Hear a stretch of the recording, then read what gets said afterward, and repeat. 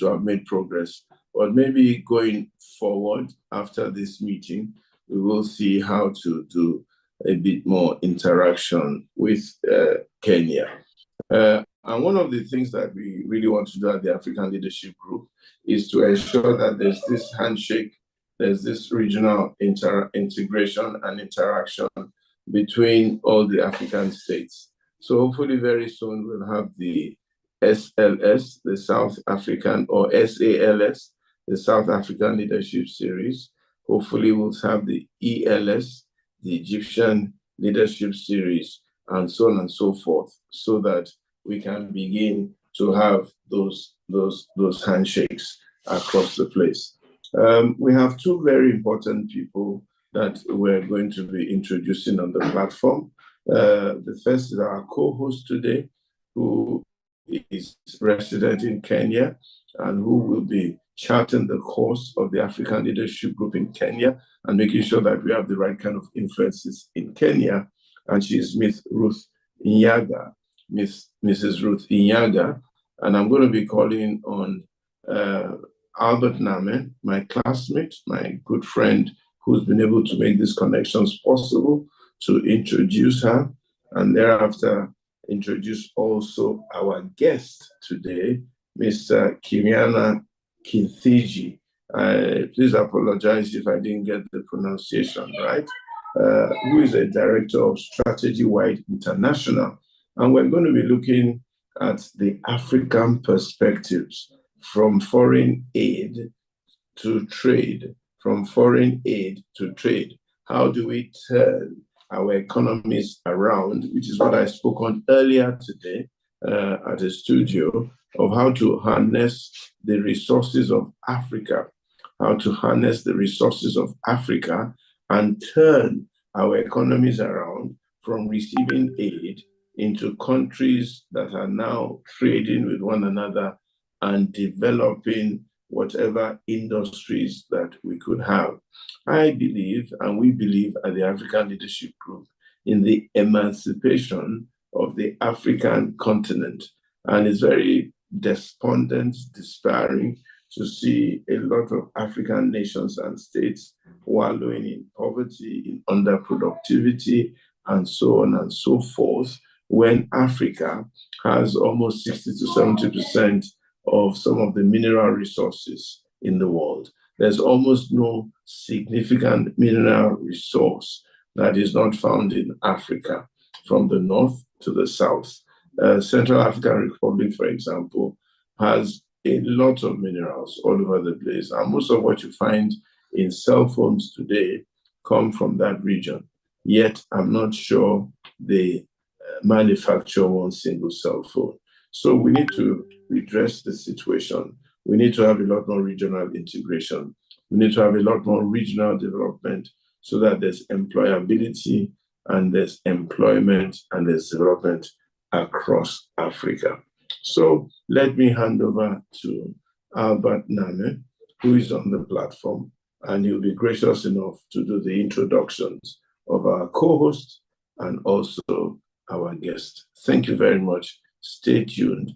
And after the introductions, I will come and take the first set of questions before I hand over to our co-host, Mrs. Inyaga. Thank you. Albert? Thank you very much, Mr. President. Good evening, good afternoon, good morning all, depending from where you're dialing in from. It's my pleasure to introduce our Kenya representative and the co-host on this session. Ruth Inyaga is a primary production professional with a passion for food systems improvement in smallholder farm production systems. She has qualifications which include an MSc in post-harvest horticulture and a BSc in agriculture from the University of Nairobi in Kenya. Her work has spanned across many African countries, the Philippines and Haiti, and over the last 2+ decades in various capacities, she's delivered quality and expertise in farm management, food safety, capacity building and coaching for food processing, inspecting and auditing for farming, post-harvest management, food safety, SP compliance training, ISO 17065 accreditation, etc., etc.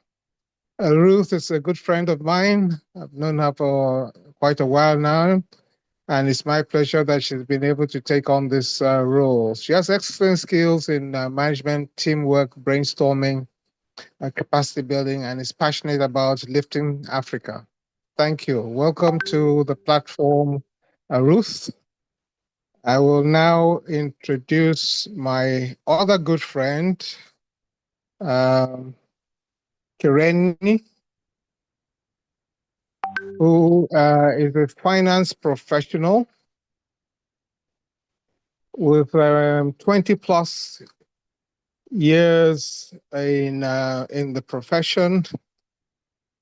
He has worked in various sectors, including investment banking, and is currently the Director of Strategy at Wylde International, Kenya. Wylde International is a high-profile consultancy firm delivering strategic advice to various companies and SMEs.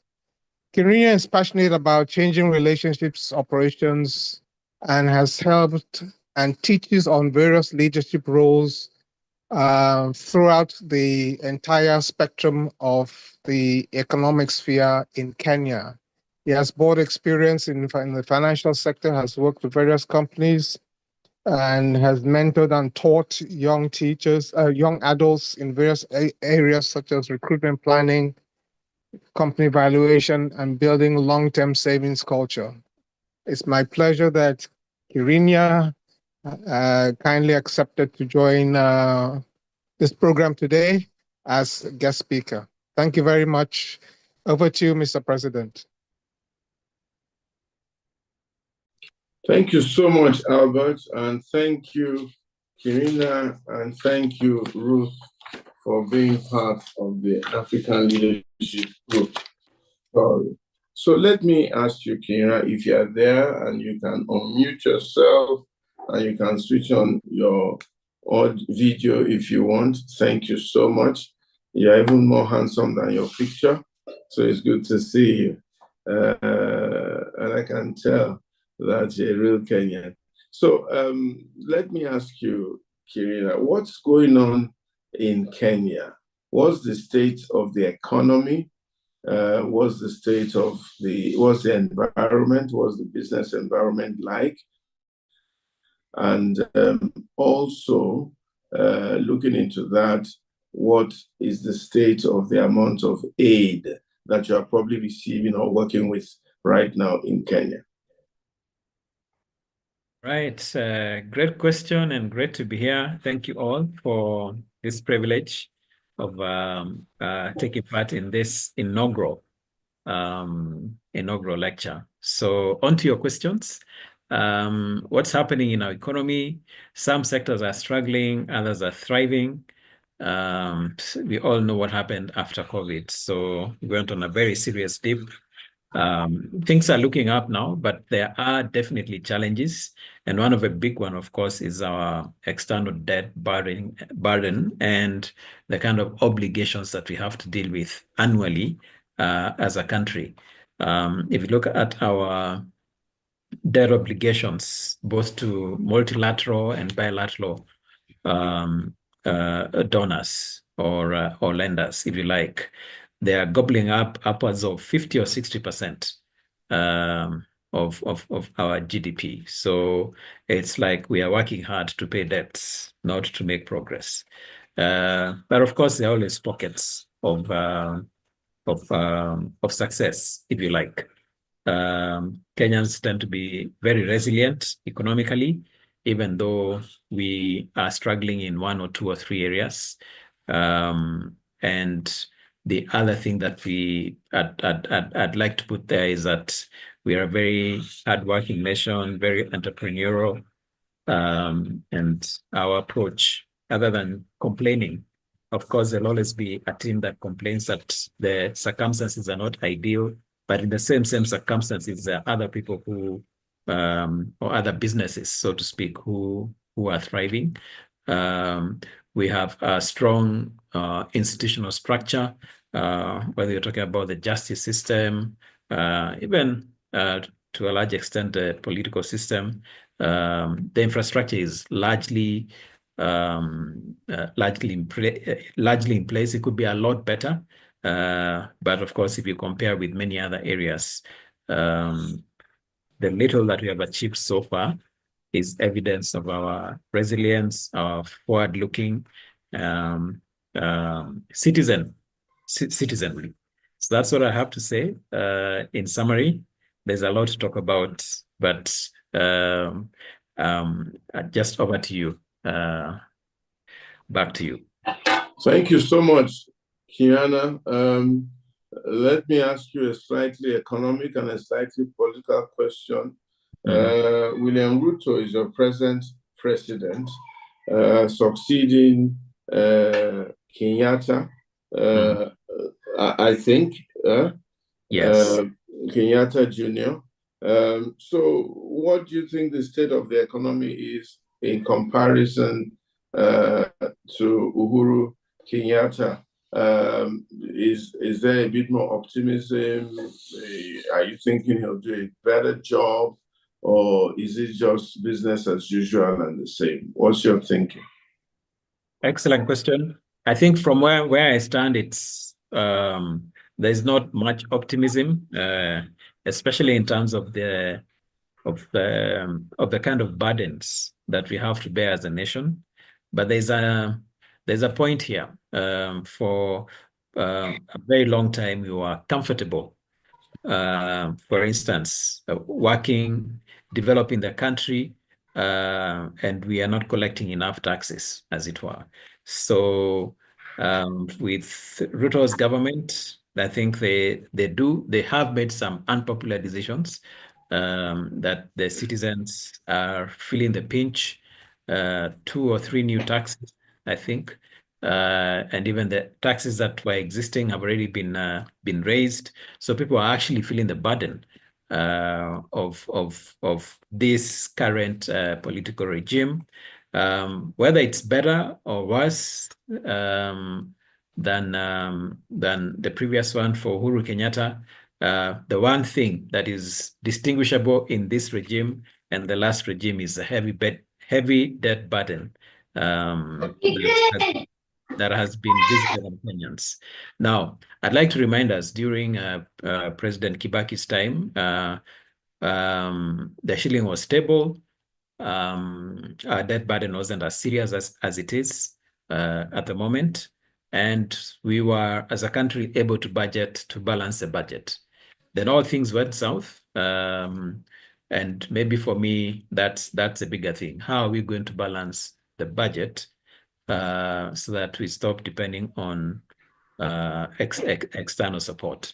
And how are we going to widen the tax base so that the few who are paying taxes don't have to bear the burdens of everyone else in the country? So for me, there is not much of a difference between Uhuru and Ruto in terms of the economy. The difference is between their predecessor, the late President Kibaki. I think he did a great job. I'll give you an example. When President Kibaki took over as the president of the country, government was borrowing at about 14 or 15 or 16%. When it comes to treasury bills, especially short-term lending.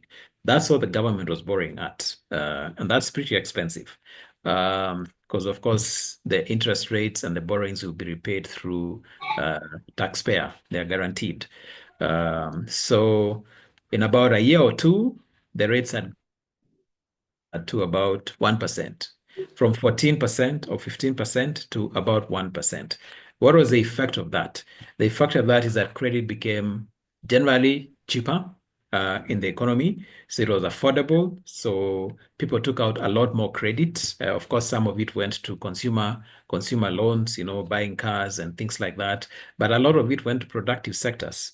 And then also we found the stock exchange, the index almost trebled in a period of 3 or 4 years.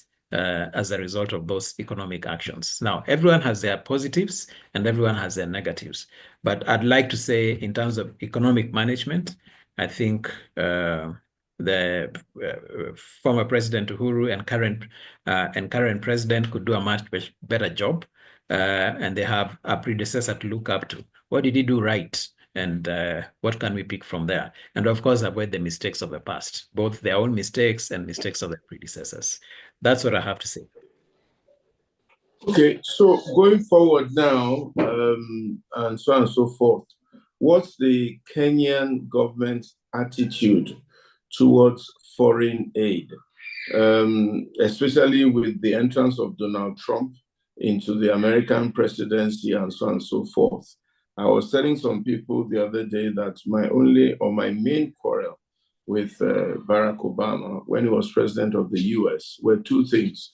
He didn't put enough emphasis on Africa because we're expecting that an African, a Kenyan for that matter, second or first generation Kenyan, should have helped to put a lot more American emphasis on Africa and help to encourage Africans. I know he did visit Kenya a couple of times, maybe during his presidency, maybe once and maybe shortly after.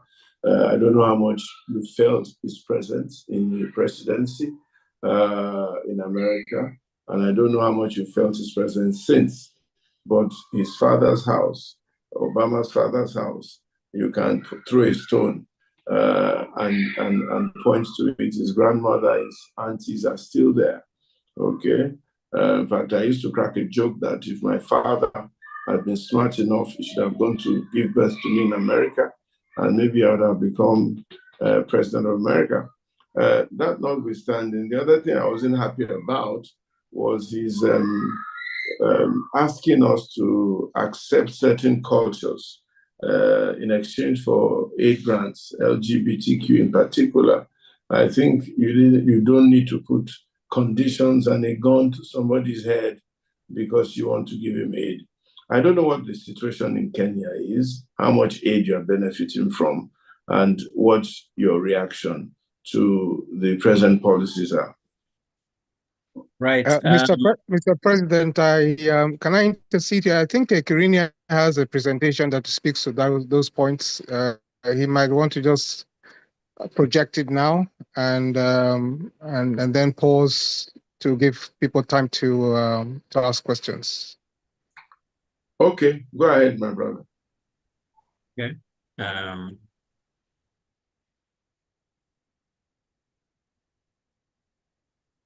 Let me know if you can see my screen, Albert. Yes, you're coming through okay. All right, great. So I'll take your questions, Mr. President, but I have something that I've summarized that I'm calling from aid to trade. It will probably answer some of your questions, and what we have probably not, what I failed to touch on in this particular presentation, I'll be happy to take in your questions towards the end. All right, so from aid to trade. So let me start off by giving a snapshot of the aid industry in relation to our country, Kenya. So a quick snapshot. Now, if you look at the 10-year trend in terms of official development assistance and official aid received, we're talking about billions actually received in form of aid, whether it's from bilateral donors, which means other countries, or multilateral donors, maybe like the African Development Bank or the World Bank. But the thing is, the aid has actually been declining over the years. If you look at a 10-year trend, it's moving at negative almost negative 10% in terms of a compounded annual growth rate. That's been negative. And then if you look at bilateral aid flows also received from OECD countries, again, all these numbers are in USD. You can see OECD countries, we're talking about UK, US, Australia, Japan, and a lot of Europe, basically. Again, the aid flows have been coming down over the years, if you, all the way from 2013 to 2022. They have a negative compounded annual growth rate. So again, like I said, I'm giving a snapshot of aid, then we'll talk a bit about trade and foreign direct investments, and I'll try and put in together what I see should be the way forward. All right, so if you look at official development assistance received as a percentage of central government expenses, you'll notice that over 10% of central government expenses have been consistently funded through aid. Our central government, most of about 10%. Of course, it was worse during COVID. It hit about 20%. If you look at the years 2019, 2020, it hit about 20% during COVID. But even 2013 and 2014, we're talking about 20% of central government expenses being funded by foreign aid. Again, some small snapshots. Now, this is where the crux of the matter is. If you look at the trend in debt service, total debt service, both to multilateral donors, we're talking about the World Bank, African Development Bank, and maybe European Investment Bank and the rest, and what we call guaranteed, publicly guaranteed debt. The debt service is hitting about $2.5 billion every year. That's quite significant. And the incredible thing is our debt service has grown at a compounded annual growth rate of about 42%. In terms of public debt, and then to a multilateral debt service, it's grown at a compounded annual growth rate of 45.7%. What's the story? Simple. We are sinking deeper and deeper as a nation into debt. Now, the big question to ask is, probably it's not a wrong thing to take debt because you probably built your house through a mortgage or you've grown your business by taking one or two loans here and there. The point is, what is this debt going to do? All this money that the government is borrowing, what is it going to do? Is it going to create value? That's a bigger thing. And how much debt burden can we put up with?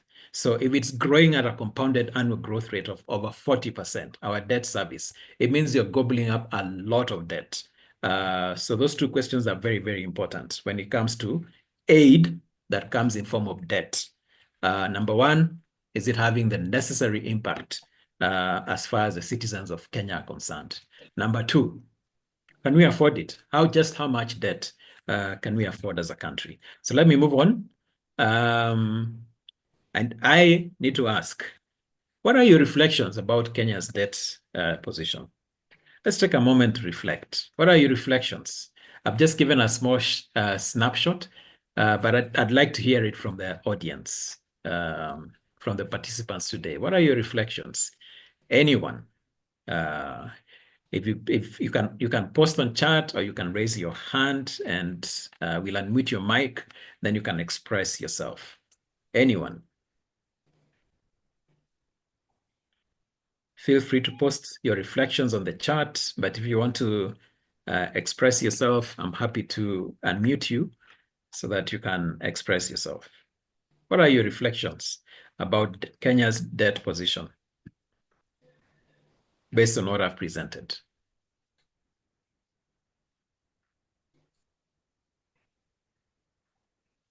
Albert, do we have a response? Let me know.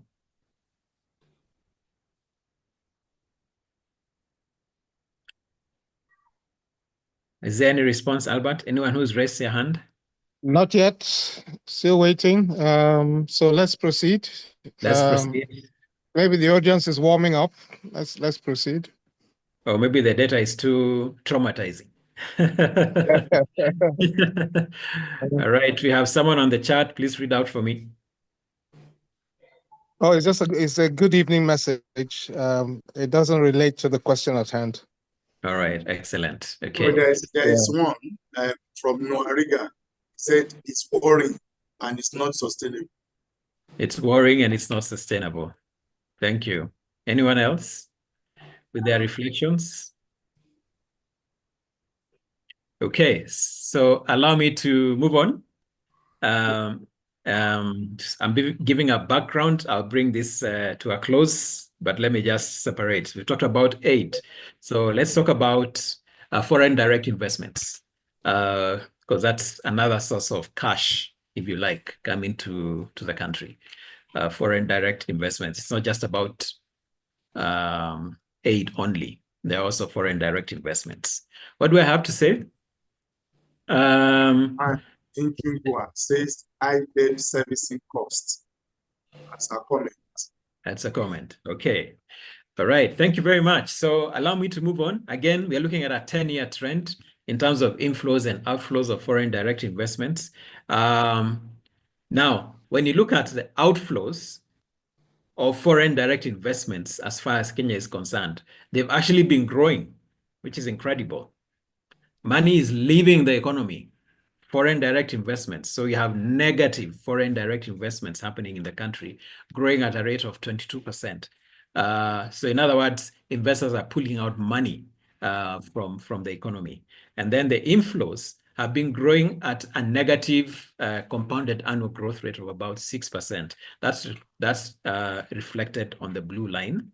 So we can begin to see what foreign investors think about the country. So if the outflows are growing faster than the inflows, is there something they know about the country that we should know about? So that's a snapshot again. All right. So as a percentage of GDP, the foreign direct investments, inflows and outflows have the net outflows as a percentage of GDP have consistently exceeded the net outflows. What does that mean? That when it comes to foreign direct investments over the last 10 years, money is leaving the economy. Now, if money is leaving the economy faster than money is coming in, of course, we cannot expect sterling economic performance because investors vote with their feet. They either vote in with their feet or outside with their feet. Either way, should we be listening to what investors are saying about the country? But as a whole, the trend has been downwards. It has been negative over the last 10 years. This data is up to date as at 2022. All right, so I've talked about aid, I've talked about foreign direct investments, and all of that is source of money coming to as sources of funding rather, coming to Kenya. Let's talk about trade now, and I'll spend a bit more time talking about trade. Okay, again, the snapshot. Look at the 10-year trend in exports of goods and services. Both of them have been growing, but the blue line represents imports. So at any one time, Kenyans are always importing more in terms of goods and services compared to what they are exporting. So when it comes to balance of payments, is it a wonder then that we are having a difficult time balancing our especially our current account in the balance of payments? So that's a trend. We always import more than we export.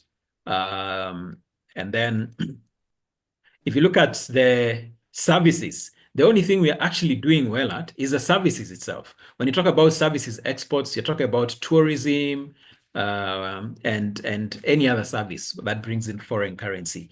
It seems to be our saving grace. Services seem to be our saving grace because we tend to export more services, or we have tended to export more services over the last 10 years than what we are importing in terms of services. So in terms of services imports, however, there's a worrying trend. Services imports have grown at a compounded annual growth rate of 19%, while the services exports have grown at a compounded annual growth rate of about 5%. What does that tell you? It tells you at some point in time also, if this trend continues, at some point in time, we will be importing more services than exporting them. But so far, our exports and imports of services have, so to speak, been our saving grace. That doesn't happen, of course, for goods, as it were. So if you look at our exports of goods represented by the red line, they are generally flat over the last 5 years, but our imports have been growing. So it looks like for every dollar we import $3 worth of goods. Every dollar we import worth of goods, every dollar we export worth of goods, we import $3 worth of goods. And the trend has been growing again over the last 10 years. All right. What are the top 10 export categories? Consumer goods are big. We export a lot of consumer goods. I'll show you why in a short while. Vegetables are a good one.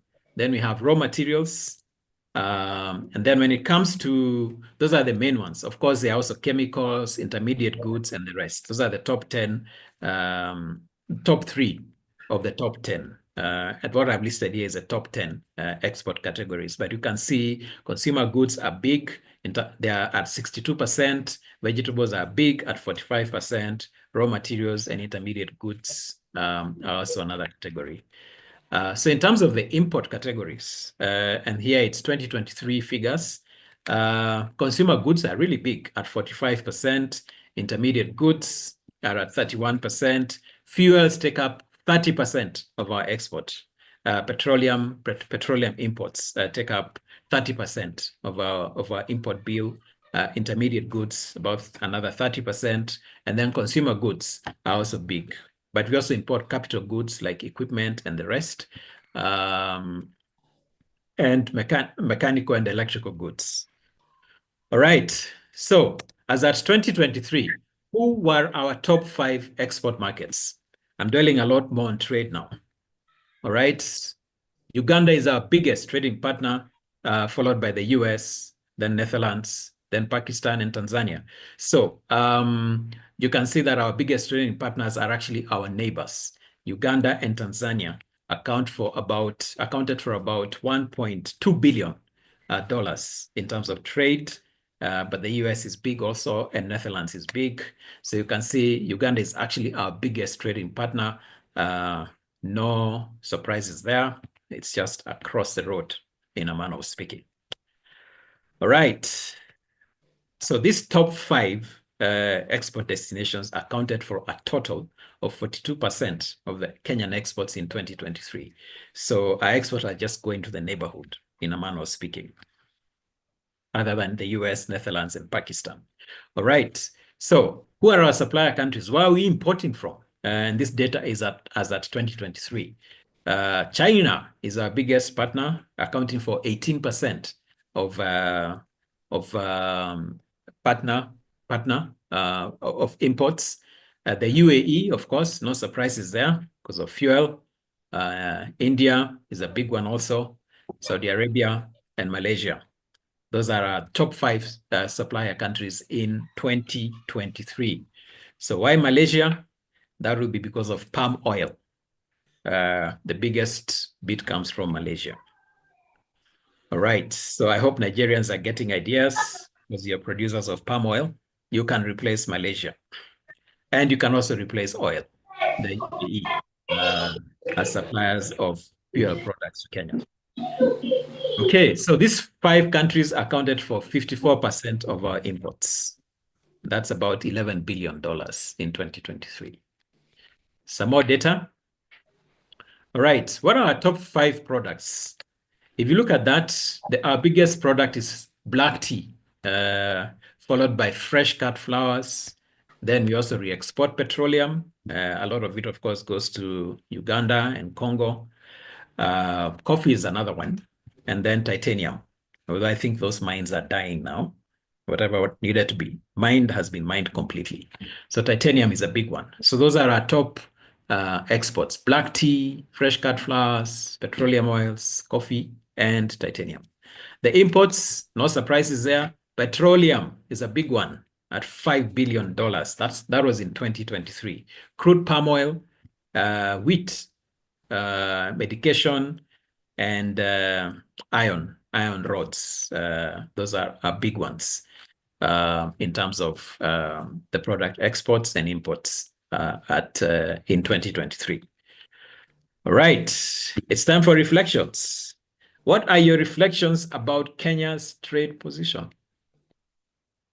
What are your reflections based on what I've presented? Very good. Let me ask you a few questions. Number one, why are you importing palm oil? You are not able to grow your palm oil. And therefore, what are your balance of payments right now? Although I think there were some mistakes in those percentages, especially in terms of the imports. You were talking about something was 62%, another thing 45%. Already that's almost over 100%. So I don't know if there was a mistake there. So you may want to take another look at those.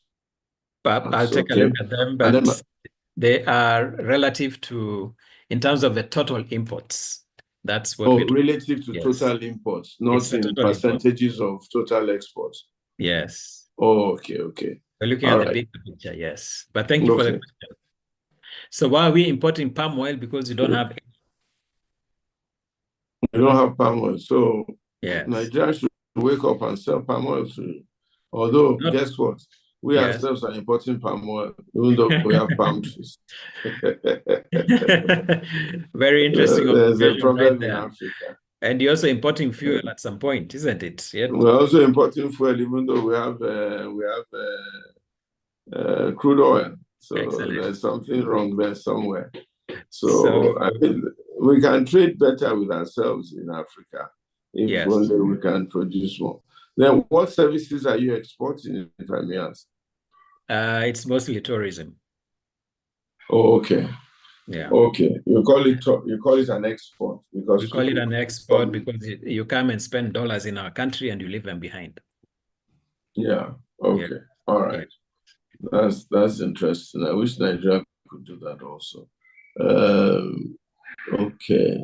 Okay. Any more reflections before I put forward my thesis of how we can combine trade and aid for the betterment of our country? We have a question from Noah on the chat. The problem with Africa is over-reliance on raw material exports. We need to rethink on how to extract value from our produce. Excellent. Absolutely. If I just go back a slide, you can see what we're exporting there. Black tea, fresh cut flowers, petroleum, coffee, titanium. All those are primary products. Excellent point there. Any other point, Albert, on the chat? Or does anyone want to chip in or chime in and speak? All right, if there are none, so I've talked about aid. I've given a snapshot of aid. And of course, the big concern is our debt burden is rising year on year. At some point in time, it was about $4 billion a year in debt service. Then I've talked about foreign direct investment, a huge source of funding coming to the country. Unfortunately, the outflows are growing faster than the inflows. Which is a bit worrying. And I've talked about trade, and Noah has, I think, correctly observed that we are in the business of primary production, basically coffee, cut flowers, and the rest. So let's move on. How do you move from aid to trade? Is there a nexus between aid and trade? My thesis is yes. There's a nexus between aid and trade. And why? When you link up our economies to global trade, you help us create wealth for our citizens and also to reduce poverty. So trade is absolutely important, or global trade is absolutely important for wealth creation for our citizens and to help in poverty reduction. So if we ignore the aspect of global trade it will be very difficult to create wealth as a nation and also achieve our goals of poverty reduction. It's a big deal. But the big thing about global trade is what we call trade barriers. So it's not because the opportunity does not exist for global trade, for Kenya to participate more in global trade, or for African countries or developing countries to participate more and reap the benefits of being part of a global trade system. The big problem is actually barriers to global trade. So the opportunity is there, but the barriers discourage us or make it difficult for us to benefit from global trade. And my thesis is global trade is one of the surest way of doing two things: helping our country develop in terms of wealth creation. We move GDP from maybe X to Y. And also, as you move your GDP upwards, you're doing poverty alleviation. Now, those are the two things which aid has focused on for the longest time. So when it comes to trade barriers, so let me just narrow down on that. What are they? They could be internal. Trade barriers could be internal. That's within the exporting country, within our country, Kenya. And they could also be external in the importing country, whether you're exporting to wherever, Europe, Japan, another African country. So there are two categories of trade barriers. Now, when you talk about external trade barriers, there are things like tariffs, quotas, standards and regulations, subsidies to domestic suppliers. That's a very big trade barrier. Maybe I should linger a little bit on that bit about domestic suppliers. When you subsidize domestic suppliers, you make it very difficult for African countries to compete. For instance, if you want to export milk to Europe or dairy products to Europe, and it turns out that their dairy farmers are 100% subsidized by their governments, how are you going to compete with that? Maybe if there are farmers, if dairy farmers in Europe or in the US or wherever else you want to export our milk are not subsidized by the government, of course, through taxes, if they just present themselves in the global marketplace, maybe we can be able to beat them, yeah, because of our low production costs. So subsidies to domestic suppliers are a big, big, big trade barrier, but they are not seen as such. So standards and regulations, subsidies to domestic quotas, then import bans and restrictions are another example of a trade barrier. Import licensing is another trade barrier, and even customs procedures. Those are external trade barriers. So the market opportunity for global trade could be there for Kenya, but for us to prosper in such a space or to take advantage of such a space, we need to overcome trade barriers, and some of them can be quite serious barriers, if I may put it that way. So let's talk about internal barriers to trade. What are they? At the national level, we have political instability. And of course, if you look at the example I gave for foreign direct investments, so over the last 10 years, the outflows of foreign direct investments have exceeded the inflows. What does that tell you? It's a vote of no confidence as far as the investors are concerned. And that's political instability, high costs. Yeah. Every time you load in a cost to your product, it becomes more expensive and therefore uncompetitive, especially if they are cheaper producers out there. So again, at the national level, we have poor infrastructure. I mean, if you're moving from, if it takes you 10 hours to travel 100 kilometers, you're going to have to load all those costs, so to speak, to your customer, to your end customer, somewhere in Europe or Japan, wherever else you want to export. So poor infrastructure is a big thing at a national level. We could add many more, but I just chose what I thought are the key ones: political instability, high costs of production, especially power and fuel, and even poor infrastructure. All these things just make doing business, they just add to the cost and the trouble, rather, of doing business. Now, at the enterprise level, because at the end of the day, the state is not involved in business. It is people like myself and yourself who are actually involved in business. At the enterprise level, what are the trade barriers? Number one is your business model. If you have an invalid business model, you don't know what you're doing. You don't know the problem you're solving in the market. You don't even know how to solve it. You don't know what is critical what are the critical elements you need to put together to solve that problem? Enterprise level. Business model is one. I think it's a big one. And then there is access to finance.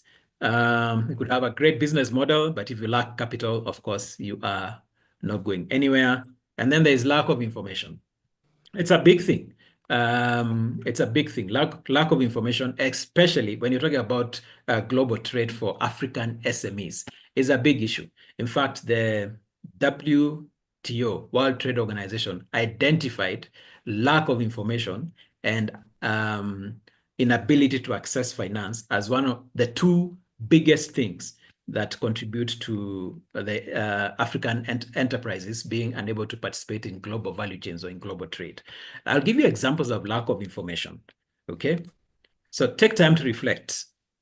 How many trade agreements is Kenya a party to? Please post the numbers. Is it 2, 3, 10, 50, 100, 1? How many trade agreements is Kenya a party to? Especially for those of us who are dialing in from Kenya. How many trade agreements are we a party to? Please post on the chat. Albert can read that for me. Albert can read that for me.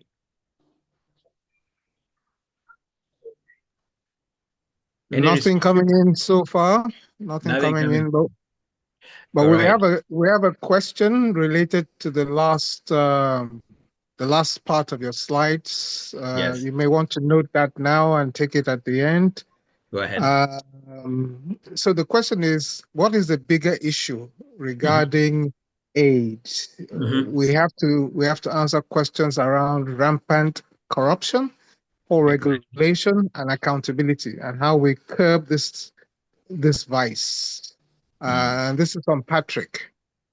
Excellent question. On trade, yes. He says over-reliance on imports is a long-term challenge, but if we don't address it, we will self-destruct.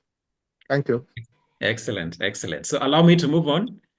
So Albert, please take note of the questions, then I'll circle back to you. I certainly will. Okay, thank you very much. All right, so listen to this. We are talking about information, trade barriers, and we've narrowed down to the enterprise level. Now look at this. What do firms say about trade agreements? So businesses that are not aware of any impact of existing trade agreements, 75%. 75%. We're just proving that lack of information is a big issue when it comes to participating in global trade.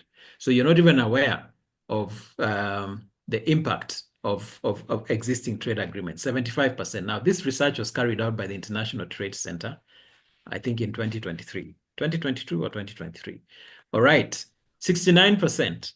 Businesses that believe that a continental agreement would boost regional trade in the sector. All right, 45% of the businesses polled were not aware of the African Continental Free Trade Area, AFCTA, of the businesses that were polled. And I think it was about 3,600 businesses polled across Africa. And then 92% of businesses that were polled have never participated in any consultation on trade agreements. Now, trade agreements present a fantastic opportunity for global trade. So if you're not even aware about how many trade agreements that Kenya is a party to, how will we even know how to take advantage of those trade agreements? Now, what is common now is to hear a lot about the African Continental Free Trade Area, but I'll surprise you. As far as Kenya is concerned, and this is where I'm bringing up the point of lack of information, is one of the things that is affecting the participation of African SMEs in global trade. So let me give you an example. This is one of the trade agreements that Kenya is party to. It's called the Cotonou Partnership Agreement, and it was signed in 1977. That's a long time ago. And it allows for exports, especially of agricultural produce, to the European Union, quota-free. In other words, there are no restrictions to the quantities you can export. And secondly, tariff-free. So when your products land in Europe, in the European Union, they are not subject to tariffs. So a fantastic opportunity. So why are you not exporting more avocados or more chilies or more beef for that matter? So that's one trade agreement that Kenya is party to. The other one is the African Growth and Opportunity Act. Kenya is party to that, among many others, including Nigeria and many other countries. Again, an excellent opportunity to participate in global trade and especially to export to the US. This is specifically for export to the US. All right. The other one is the common market for Eastern and Southern Africa, 21 countries. Fantastic opportunity to export. And then the other one, of course, is local, the East African community covering Kenya, Uganda, Tanzania, South Sudan, Somalia, and DRC were admitted the other day. Then there's Burundi and Rwanda. Again, a fantastic opportunity. In fact, the East African community has even gone a step further. It's now a union. It's now a customs union. I'm in the meeting. All right. Then there's a tripartite free trade area. The tripartite free trade area is a combination of COMESA, that's Common Market for Eastern and Central Africa, Southern Africa rather, the East African Community, and the Southern African Development Community. I mean, that is a huge market of 625 million people and a total GDP of $1 trillion. If you're not aware that this market exists, you'll circulate within your small city and sell things to the person across the road, so to speak.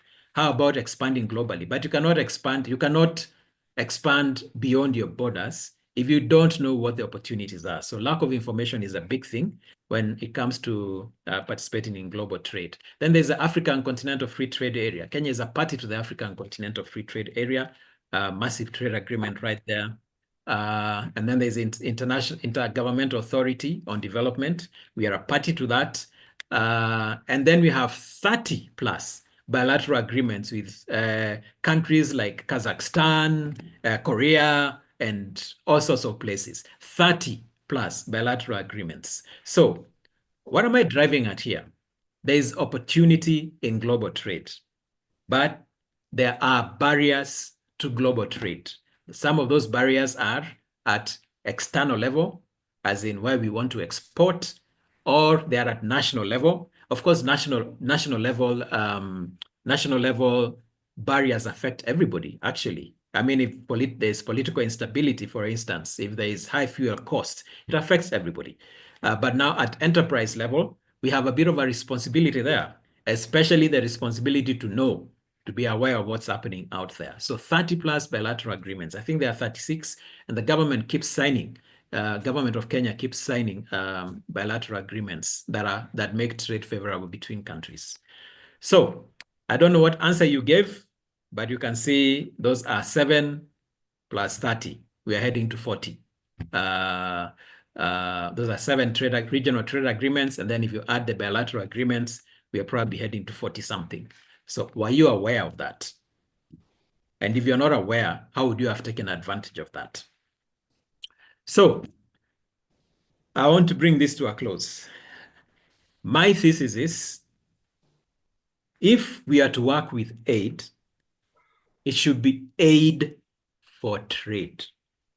Because we have seen how global trade helps in improving the national economy in terms of wealth creation, and of course that will trickle down to everybody. And it's also trade is also very effective in poverty reduction. So if you're to bring aid and trade together, I would suggest let's go for aid for trade. What does that mean? What does aid for trade mean? And I think there was a question earlier on, where should the aid be going? My suggestion is, if you're going to work with aid, let it be aid that supports trade. Aid that supports trade. That's what I'm calling aid for trade. What is it? Why am I advocating for aid for trade? Why am I advocating for aid for trade? It's because the thing is, aid for trade will help to remove barriers to global trade. That is my thesis. If you're going to go for aid that enables us to address the barriers that African SMEs face as far as participating in global trade is concerned. That's the nexus between aid and trade. Let's have aid. I have no problem with that, but it should be aid that enables us to address the internal barriers and the external barriers that have identified for us that will, and when those internal barriers and external barriers are addressed, that will give African SMEs an opportunity to participate in global trade. And when that happens, the result will be greater wealth creation at national level and at SME level, and also poverty alleviation. So what is aid for trade? Aid for trade refers to the development assistance provided to help developing countries to build the capacity to expand their trade, to foster economic growth, and more effectively use trade in poverty reduction. So it's development assistance, and it's targeted to developing countries. And the aim of aid for trade is to build the capacity of these developing countries to expand their trade, to foster economic growth, and more effectively use trade in poverty reduction. So between 2006 and 2022, over 90 bilateral and multilateral donors actually contributed $648 billion to promote integration of developing countries and least developed countries to the multilateral or the global trading system. So it's been happening. Aid for trade has been happening, and it's come from bilateral and multilateral donors. So multilateral, of course, is the World Banks, the African Development Banks, and others like them. Bilateral is countries, whether it's the US, the UK, or others. Now, Africa and Asia command the largest share of aid for trade disbursements. 70% of the aid for trade that was disbursed in 2022 went to Africa and Asia. And rightly so. Those are the countries that need to be, those are the continents, so to speak, that need to be integrated more and more into global value chains so that they can benefit from global trade. So that's where the aid should be going, and that's what the aid should be going to do. All right. Question for reflection. What should be the priority areas for aid for trade? What do you think should be the priority areas for aid for trade, and why? What do you think should be the priority areas for aid for trade, and why?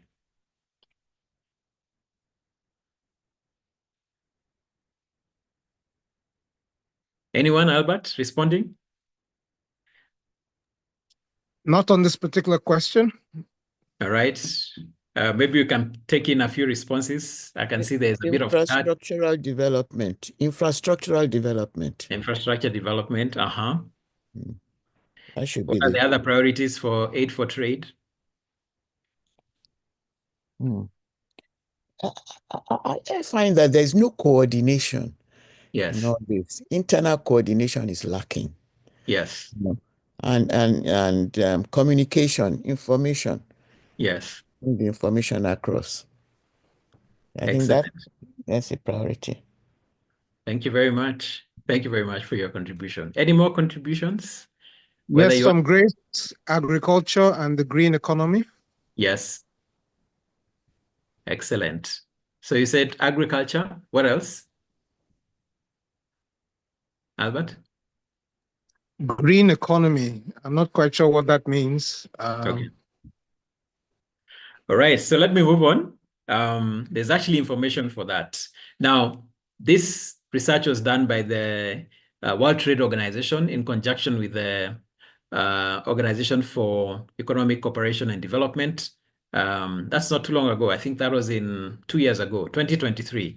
So 94% of partner countries, in other words, the recipients of aid for trade, reported their national development strategies contained trade priorities. So that 3 development areas: reduction in poverty. Aid for trade should help in reduction of poverty. 82% of the respondents of partners like Kenya and others said this aid for trade should help us reduce poverty. Expansion of tourism is a big one. for aid for trade priorities. So help us invest in tourism so that we can earn more from it. Expansion of agriculture is another big one as far as aid for trade priorities are concerned. Those are the top three: reduction in poverty, expansion of tourism, and expansion of agriculture. All right. So if you look at, we drill down a little bit more in terms of the responses. So the orange area is donors, whether bilateral or multilateral, and I think it's purple is the partner countries. That includes Kenya. So many of them want to move into trade facilitation. Yeah, help make trade easier for us, and that could be at the exporting countries level, like in Kenya. Help make trade facilitation easier for us. That could be at the enterprise level, at the SME level, and that could be at our destination, destination countries where we want to send our exports. Then regional integration and cooperation. Can we make the East African community work better for Kenya, for Uganda? Can we make the African Continental Free Trade Area work better for the countries that are signatories to the treaty? Then women empowerment, very high also. Women economic empowerment is a big one. Digital connectivity and e-commerce. No surprises there. Both donors and partner countries scored 81% in terms of that. And then you can see where the donor priorities are. When it comes to trade facilitation, partner countries are like, give us more of this, and donors are at 79%. Regional cooperation and integration, they are more or less the same, 87 and 82%. Women empowerment, the partner countries like Kenya are like, give us aid, 82%, but donors are more interested in women empowerment. But when it comes to digital connectivity and e-commerce, they're both at 81% in total agreement. Youth employment is big, both for donors and partner countries, and then supporting small and medium-sized businesses for with aid for trade initiatives is a big one also, and then trade and climate change. So when you talk about green economy, we are talking about probably mitigating or adapting to climate change impacts. That's one of the big things about the green economy, especially. It's not the only one, but that's a big thing. So you can see where the priorities are: youth employment, small and medium enterprises, trade and climate change. We also spoke about, let me go back to the slides, digital connectivity, women empowerment, regional integration and cooperation, and trade facilitation. So what the partner countries and the donors are saying, if aid moves into these areas, it will have the biggest impact. So let's look at the share of disbursements. If you look at economic infrastructure, a lot of the aid for trade has actually gone into building economic infrastructure. It's been consistent at about 50-something% over the last, from 2018 to 2019. It's been very consistent. And then when it comes to building productive capacity, both at the enterprise level and at the national level, it's been in the 40%. So that's, if you look at this is actually where the aid for trade has been going. Building economic infrastructure, whether we're talking about roads and ports, and I'll be giving you examples in a short while. And then the other bit of it is going to building productive capacity, especially at enterprise level. So we show you how to grow avocados, how to process coffee, how to grow cotton, and things like that. But when you talk about economic infrastructure, it could be regulations, for instance. That's part of economic infrastructure. It could be roads, it could be ports, and things like that. So most of the aid for trade is actually being applied to improve economic infrastructure and build productive capacity. That's why I advocate, if you're going to support a country like Kenya through aid, give us aid that helps us to trade in the global marketplace. Because we know for sure, if we participate in the global marketplace, we'll be able to sell more, and that maybe at better prices, and we will grow both at the national level and at the SME level. So these are some of the areas. Again, transport and storage has been a big thing for aid for trade, energy, energy supply, and agriculture. Those are some of the main areas. If you narrow down more, I mean, if you decide to go granular, you can see transport, storage, energy. Those are the areas where aid for trade has been going. So let's give us examples as we conclude this. Then I'll take our questions. What are some of the examples that I've come across? Let's talk about the Kenyan flower sector. How did aid for trade support the Kenyan flower sector? So a bit of a background about the Kenyan flower sector. This is a 20-year trend. In 2004, Kenya exported $200 million worth of cut flowers, especially cut flowers, fresh cut flowers. The main destination is usually Europe. Netherlands is a big one, of course. But you can see it's grown. As of 2023, the figures were heading to almost $1 billion. That's not small. Yeah. So what we're saying is, if you look at these flower exports, now that we've moved from 200 million a year to over 800 million, almost $800 million a year worth of flower exports, what has been the impact of that? And what role has aid for trade contributed? What has been the contribution of aid for trade in enabling this upward trend of flower exports that have grown at a compounded annual growth rate of 23.5%? If you start from 2004 to 2023, that's like how many years? Almost 20 years. All right. So agriculture contributes about, background information again, about 100 billion to the Kenyan economy. And these figures are in Kenya shillings. Then the sector itself contributes 3% of GDP.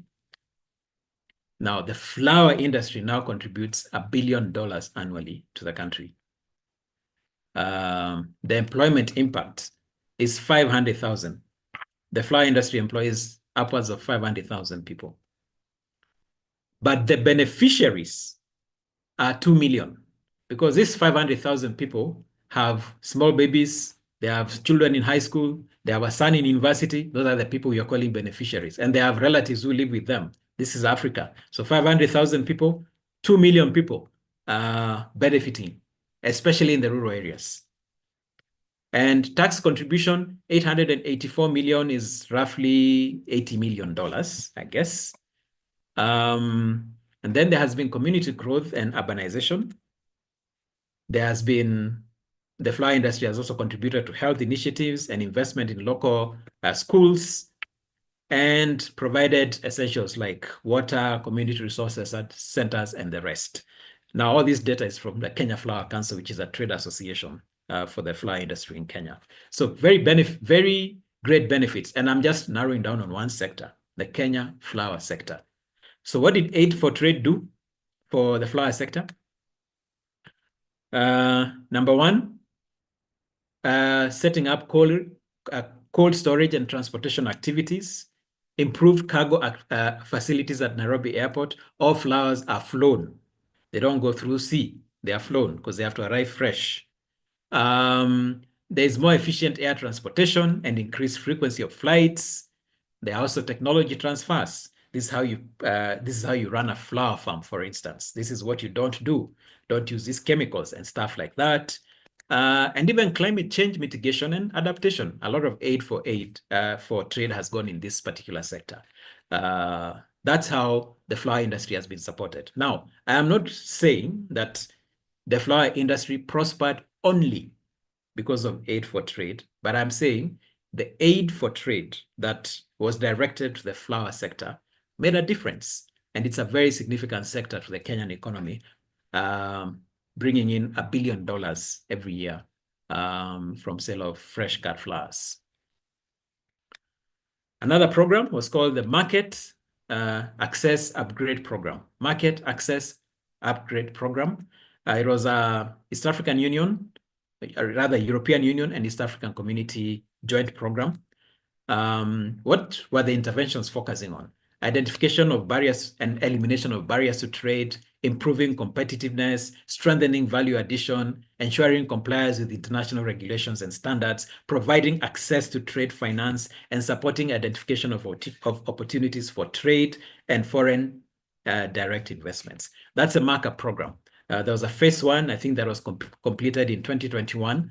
Markup meaning, of course, market access upgrade program. And then there's a second phase coming in, probably lasting another 2 or 3 years. All of that is helping small and medium-sized businesses in Burundi, Kenya, Rwanda, Tanzania, and Uganda. And then they target specific agricultural commodities. Then work on those SMEs and then focus interventions on elimination of barriers to trade and everything else to do with making trade easier, including complying with international regulations and standards. And this is part of the impact of the markup, the market upgrade access program. And you can see all the donors there. There's the European Union, there's the International Trade Center, there's the UN Conference for Trade and Development, there's USAID. Now, they all contributed. Now, one of the benefits of this markup program is they set up what is called the East African Community Regional Trade Information Portal. So if you log into that portal, you get all the information you need as an SME to be able to export. And it's very detailed. It's very detailed. So aid for trade, my thesis is aid for trade should enable small and medium enterprises to prosper. Why? For me, if aid for trade does not get into small and medium enterprises, it has not achieved the best of effects. I'll tell you why. Aid for trade should be able to remove barriers that small and medium enterprises face in terms of accessing opportunities in global trade. That is my thesis. So for me, the success measure for aid is, are you helping small and medium enterprises overcome barriers to participate in global trade? That is my thesis. And that's where the nexus between aid and trade comes in. Why am I so obsessed about small and medium enterprises? Let me just narrow down to Kenya itself. Number one, SMEs in Kenya employ 15 million people. They employ 15 million people in Kenya. Look at it that way. We are a nation of about 60 million people. So a quarter of the population of the 15 million people amount to a quarter of the population. But of course, the population includes children and the rest. But 15 million people employed by small enterprises is not a small thing for a country like ours. Number two, why I'm obsessed about aid for trade targeting small and medium enterprises is SMEs contribute 33% to Kenya's domestic product. And then 85% of Kenyan SMEs employ 1 to 10 people. So if you're able to link SMEs, if you bring in aid that is targeting at making SMEs prosper, not just locally, but in international trade, global value chains or global trade, then you'll be helping the country.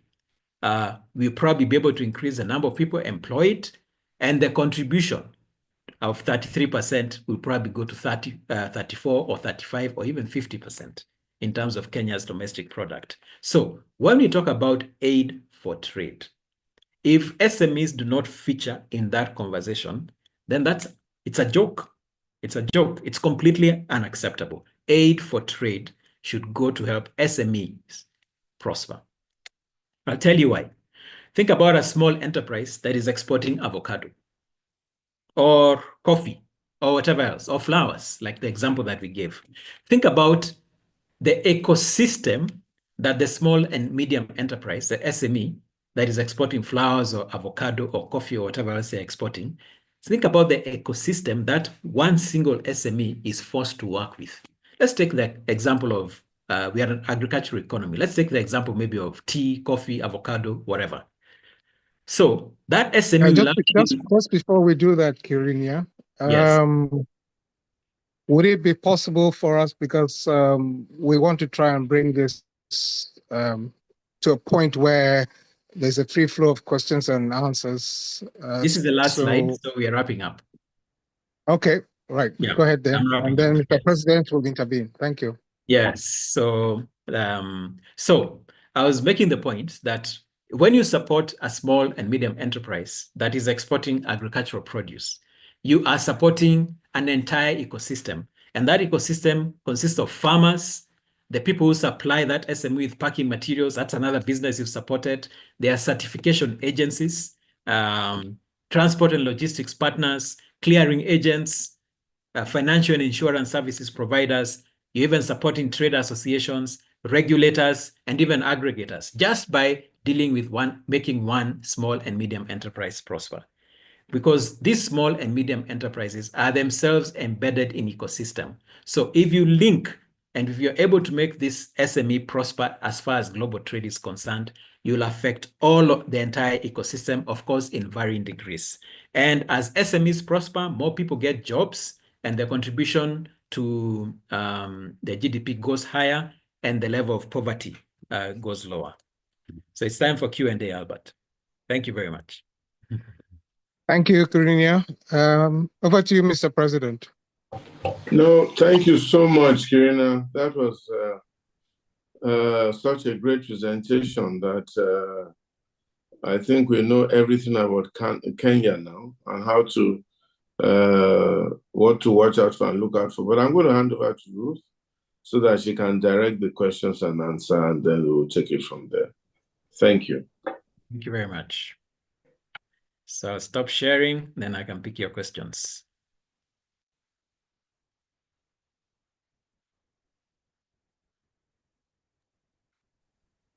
Ruth, are you still there? Hello, Albert. Yes, I am here. Okay. You have the floor to direct this session on the questions and answers. There's some questions in the chats. If you can't read them, I can assist. But what we typically try and do is to gather the questions in lots of three. Where are the shoots for Baby Jagger? See here, Wi-Fi. Can Please please put on mute video. if you're Is not it possible speaking? for you to put on your video? Albert, I'm requesting you to kindly do this my first as I learn. All right, no problem. Okay, so for those who are joining us for the first time in this series of town halls, we typically take questions in blocks of three. I'll start off by reading out some of the questions that have not yet been addressed in the course of Kiriinya's presentation. And the first one I had mentioned during the presentation is from Patrick. Grim snapshots of aid and trade. But the bigger issue is rampant corruption, poor regulation of aid and accountability. What can we do to curb these vices? That's from Patrick. That's question one. Question two from Noah, quite a number of trade agreements, the latest being with the UAE. Are they really trickling down to our GDP? Perhaps you could expound on that, Kiriinya. And then the third question from Ruth is that Africa grows a lot of palm oil. Why can't it import from West Africa and not Malaysia? There must be something significantly wrong if that can't be done, because Kenya doesn't have the ideal tropical climate required to grow palm, but West Africa does. So those are the three you have, Kiriinya. If you'd like me to repeat them, let me know. Otherwise, I yield to you. All right, thank you very much, Albert, for that. I'll take from the last one, then come back to the. So why are we not able to import from West Africa, and why do we have to import palm oil from Malaysia? The economic system is complex. So for the longest time, until the African Continental Free Trade Area came into existence, there were the trade in palm oil was tilted in favor of Malaysia, because we're just going across the sea and then coming over with dozens and dozens of containers of palm oil. So the point is, Is it, I think for, and I think, Ruth, that's an excellent question. I want to put it this way, let me just clarify the point a little bit more.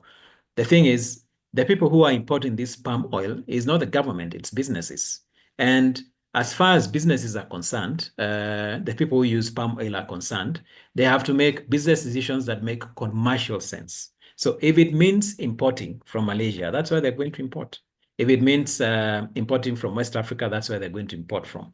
But now, there are certain dynamics that have changed in the recent past, and this is where I was heading. For instance, the African Continental Free Trade Area should be able to create this kind of opportunities for Africans to trade with one another. And only, I think, 2 or 3 weeks ago, I think we're moving on. I think as a country in Kenya, we are part of the Pan-African payment system that is being pushed by the African Continental Free Trade Area Secretariat, where we'll be trading in our local currencies. For instance, if I'm importing oil from Nigeria, I'll send Kenya shillings, but they will receive that in Nigeria. And then we move away from the dollar as Africans as a trading currency. So there are some of the initiatives, but they take a bit of time. Then again, would it make sense for me to ship oil from West Africa and go all the way around the Atlantic Ocean, then come back to the Indian Ocean and Kenya, or just cross over to Malaysia? So some of these things, they appear to be macro issues, but they're actually not macro issues. It's just private enterprises doing what private enterprises do, making decisions that maximize profits. So that's the thing. So if it means importing from West Africa, I will import from West Africa. But hopefully, the African Continental Free Trade Area and other improvements that are coming in place will enable us to trade easier and source easier from one another. The other question was from Noah, I think, Albert. Was that so? Albert? Yes, Noah says there are quite a number of trade agreements, with the one with UAE being the latest. Yes. But how much of these have really trickled down to the GDP of Kenya? Perhaps you could expound on that. Okay. I'll just pick out the example I gave with when I was giving a snapshot of trade. If you look at the top 5 countries that Kenya is trading with, I said it's Tanzania, there's the US, there's Netherlands, there's Uganda is a top one, and there's Pakistan. So with the exception of Pakistan, where we don't have bilateral or any other trade agreement, the other 4 countries, we are taking advantage of the trade agreements. So that's already happening. But my point is, and maybe Noah's point is, that more people could benefit by knowing about the existence of these trade agreements, which is true, and probably finding out how they can take advantage. But if you look at Netherlands, if you look at Tanzania, Uganda, just to start with Tanzania and Uganda, we are members of the East African community. So that's already a benefit of belonging to the trade agreement. With the US, there are a lot of concessions based on the African Growth and Opportunity Act. And with Netherlands, that's of course the European Union, that's covered by the Cotonou Agreement. So yes, the trade agreements, we need to keep signing more trade agreements so that we can benefit from more. But also the ones that are already there, we need to take advantage of them more and more. But you can't do that without knowing that they exist in the first place. So that's for Noah. I think I have one more question to respond to before we wrap it up. And that was what, Albert? From Patrick. Patrick said, let me see, trying to track his message. So the questions are really around rampant corruption, poor regulation of aid and accountability, and how, as a citizenry, as a nation state, we can curb these vices. If aid is really going to work for trade and the resulting benefit of poverty alleviation. Excellent. So I'd like to say that when aid goes directly to the private sector, it has more It has better effect. So maybe it's just a thing of mindset shift in terms of, especially when I was talking about aid for trade. If more of it is found in the private sector, that's a much better way of aid. Now, as how to deal with corruption and misuse of funds at national level, we probably need greater accountability. Definitely, that's a big one. But also we need to move away from an attitude or a mindset of apathy. There's nothing we can do about it, but we can do something about it. So whatever small thing we can do to fight corruption, we can. But in the meantime, even the donor agencies themselves, whether it's bilateral donors and the rest, they're beginning to see if we find a way of getting this aid to trickle to the private sector without any intermediary, the effect is a lot better. And I'm happy that a lot of aid for trade, especially that the one that is targeting enterprise level interventions, does not go through the government. It goes straight to the private sector, maybe through 1 or 2 layers of intermediaries. That happens a lot. But now other forms of aid, whether it's to the health sector and where aid is coming to the central government, of course, there are always issues about corruption and misuse and the rest. Patrick, I don't know whether I've answered your question, but I think for me, what I would recommend for aid for trade is the SMEs. The aid for trade should find a way to benefit the SMEs. Of course, some things can be done at a national level, like setting up testing labs or supporting upgrading of the Nairobi cold rooms and things like that. They can be done at that level.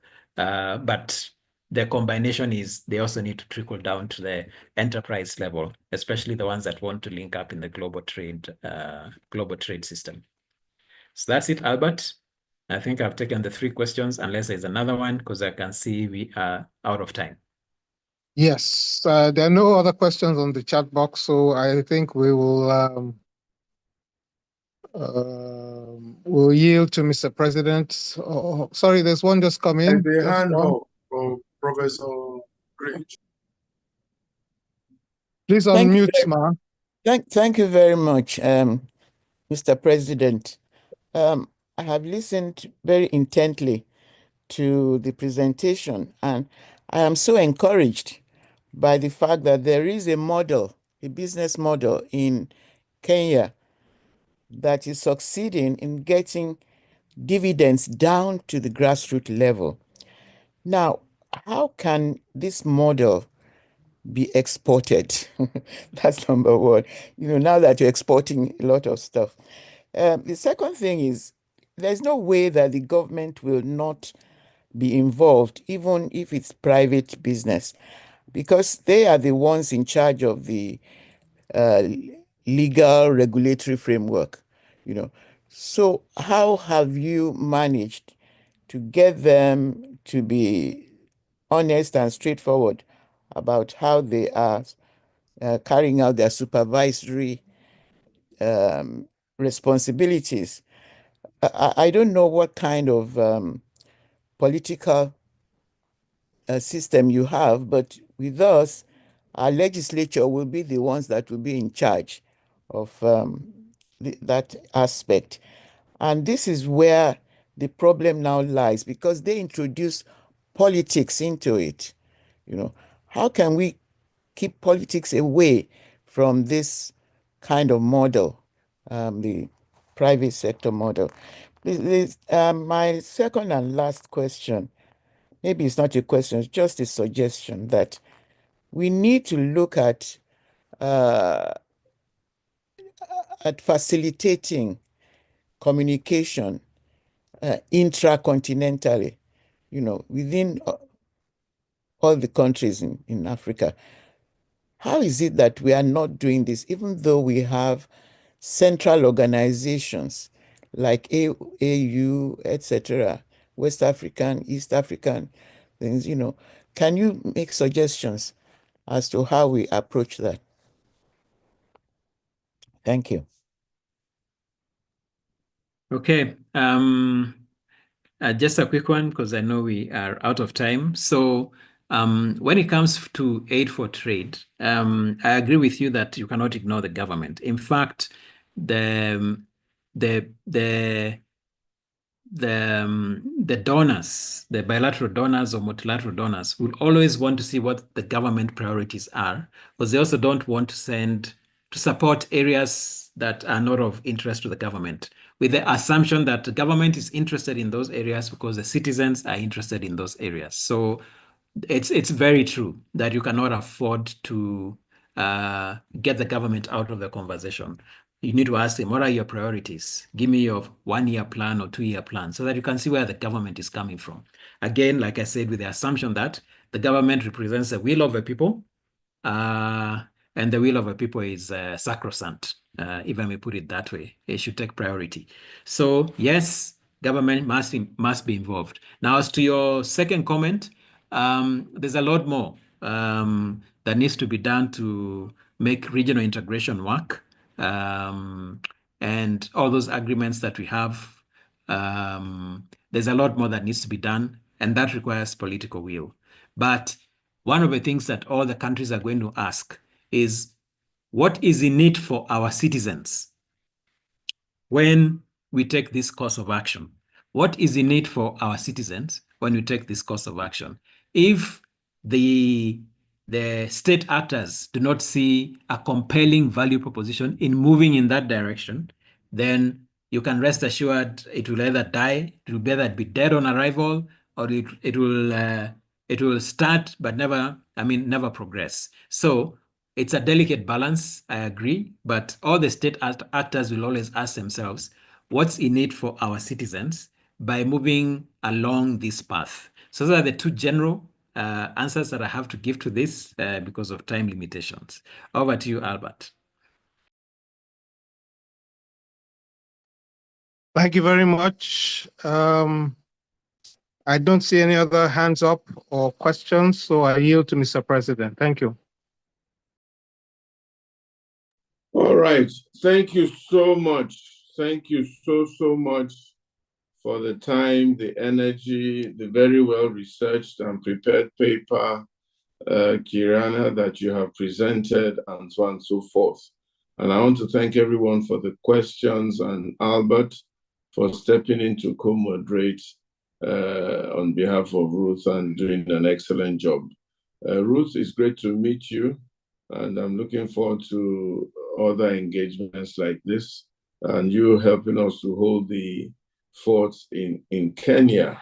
We've learned so much about Kenya, and I'm hoping that going on from here, we'll be able to do a few more engagements in Kenya and find exactly, Kiriinya, how we can play our own quota and have our own support in building a stronger Kenyan economy and hopefully a stronger regional integration and stronger regional economy for us in Africa, and really liberate ourselves from the strangles of colonialism and neo-colonialism and negative Western influence. Thank you all very much for your brilliance and your questions. God bless you all. Have a very wonderful weekend, and we look forward to seeing you next time on the KLS, the Kenyan Leadership Series, and of course, as always, every week on the NLS, the Nigerian Leadership Series. Thank you very much. God bless you, and God be with you all. In Jesus' Thank you, name. Mr. President. By way of passing, there is a link